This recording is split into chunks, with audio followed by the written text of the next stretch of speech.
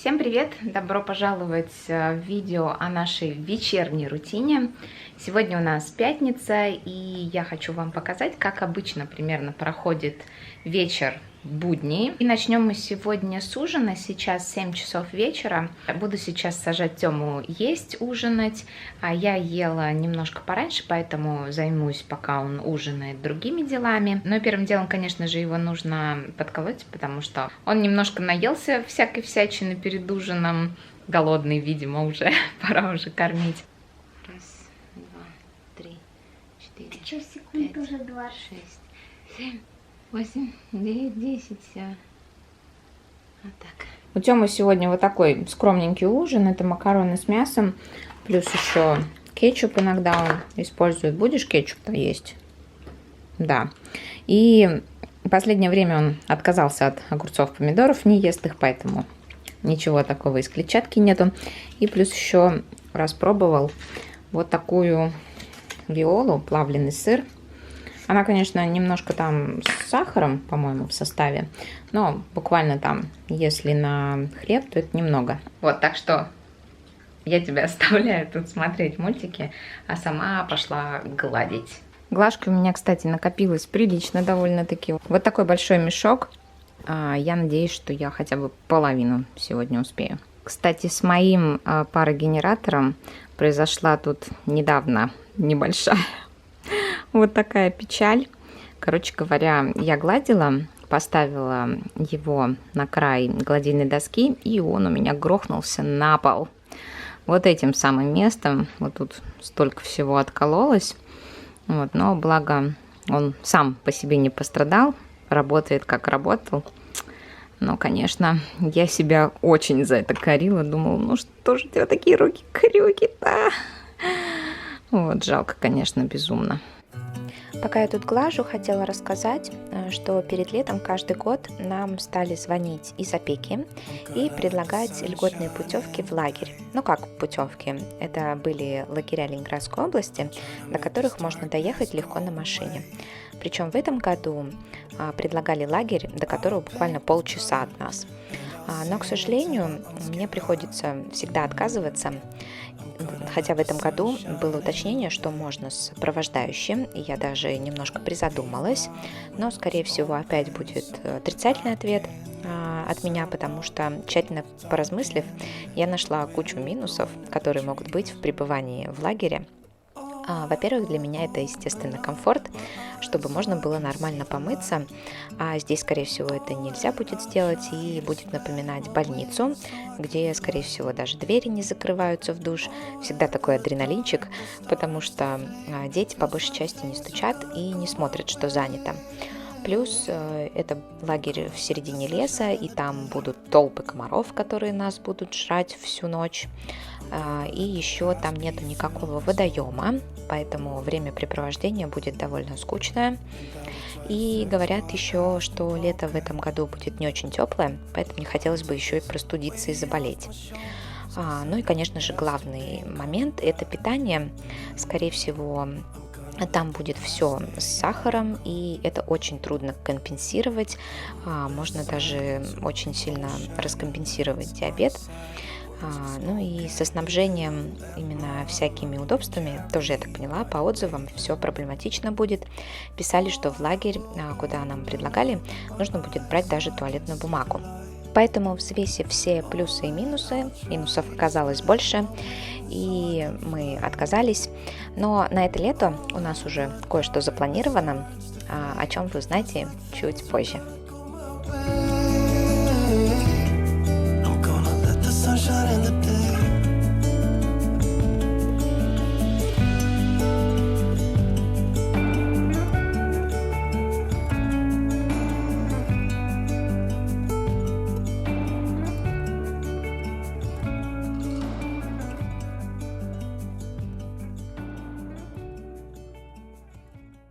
Так, ну что, я погладила почти больше половины, осилила. В продолжении темы лагерей в нашей школе также предлагали летний лагерь. По времени это то же самое примерно, что и школьная учеба, то есть там в первой половине дня и протяженностью на месяц одна смена. Тёма туда тоже не горит желанием ходить, хотя некоторые его друзья из школы идут туда и постоянно его спрашивают в течение последнего месяца: «Тёма, ты идешь в лагерь? Ты идешь в лагерь?» Но он стойко держится и говорит нет, не вдаваясь в подробности. Но я, кстати, тоже подумала, что мне нет смысла его туда тоже водить, так как все опять завязано на питании. В школе оно обычное, с сахаром, поэтому оно опять идет мимо нас. А погулять с друзьями он сможет и так летом на тех же площадках во второй половине дня уже. Район у нас маленький, и мы постоянно пересекаемся с его одноклассниками на улице. А теперь вернемся в вечернюю рутину. На кухне, если в течение дня не копить, вечером довольно быстро получается убираться, загрузить посудомойку, собрать вещи из дивана, на котором они постоянно копятся, и подмести пол.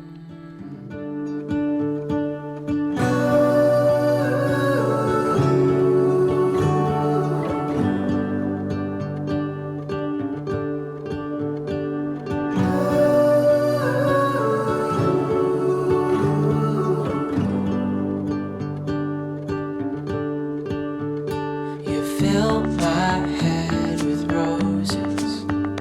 I can't help but dream away. Дальше уже перемещаюсь по комнатам. В большой комнате тоже разложить нужно все по местам, особенно со стенки все убрать.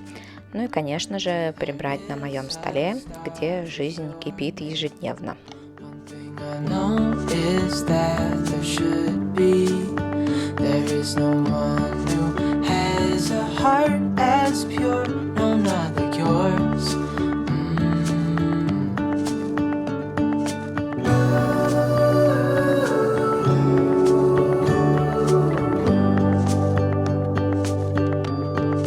Dreaming of you. У Тёмы в комнате немного больше захламленности. В основном это одежда, которая разбрасывается. Давно хочу придумать какое-то отдельное место или вешалку, куда он сможет вешать свою одежду, которую уже носил, но которая еще не грязная, и формы школы. В шкаф, конечно, мы пока вешаем, но хотелось бы отдельное место, потому что одежда все-таки уже не совсем чистая. У нас, кстати, это организовано за дверью навесными крючками, но такие крючки еще высоковаты для Тёмы, поэтому надо придумать что-то другое. Could reach everyone, there be no wars. Тут, кстати, разбираю посылку с декстрозой, которая мне недавно приходила, и меня немножко удивило, в каком виде пришла жидкая гелеобразная декстроза, какие-то такие пакетики, которые нужно отрывать и выдавливать, соответственно, гель. Раньше они были в тюбиках, как от зубной пасты. Это было более удобно, потому что все-таки там был наконечник, который был спрятан, и не надо облизывать было упаковку. А тут теперь вот этот пакетик, и чтобы выдавить, нужно, соответственно, хотя бы прикоснуться губами к нему. Соответственно, он не очень чистый, и как-то мне такое не очень понравилось. Также еще сегодня вытряхиваю коврик. Собирает на себя, конечно, он очень много песка. Кроме того, под ним вот сегодня сидела мокрица. Фу. Пришлось ее ликвидировать, ну и после еще попшикать средством против них. Кстати, очень эффективное средство. С ним, конечно, они не пропали, но, по крайней мере, не бегают, а лежат дохлые. Это уже не так мерзко. It's all for you. I did it all for you. It's all for you. It's all for you. It's all for you. Nights without sleeping, 'cause you fear the night. Так, наш вечер почти подходит к концу. Сейчас сделала Тёме перекус. Он уже, хопа, пришел. Ам-нам-нам-нам. Мне осталось буквально несколько дел. Во-первых, сейчас, пока он перекусывает, я заполню дневник сахаров. Делаю это в конце дня. Потом он практически сразу после перекуса умывается, и все, мы спать.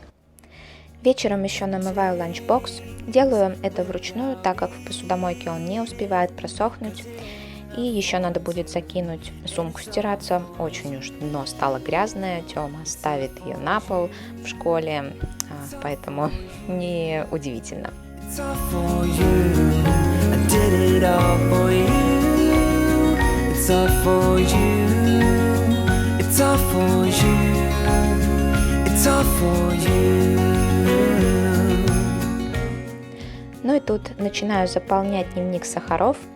Кстати, ручное заполнение пока для меня является самым удобным. В приложениях тоже можно, я пробовала очень много приложений скачивать, но там у меня вечно возникают сложности со сложными блюдами, которые состоят из нескольких там видов углеводов, суммарные углеводы, по которым очень тяжело завести нормально, удобно. И в итоге я опять возвращалась к ручному заполнению дневника. Так, пока он умывается, Тёмыч, проветрим немножко. Так, и у него тоже в комнате, тут докопаться надо. Ну и последнее на сегодня – это чтение на ночь. Сейчас читаем про космос. Покупала, кстати, эту энциклопедию в фикс-прайсе. Очень мне понравились, там такие классные иллюстрации и хорошо структурированная информация, очень доступно написана.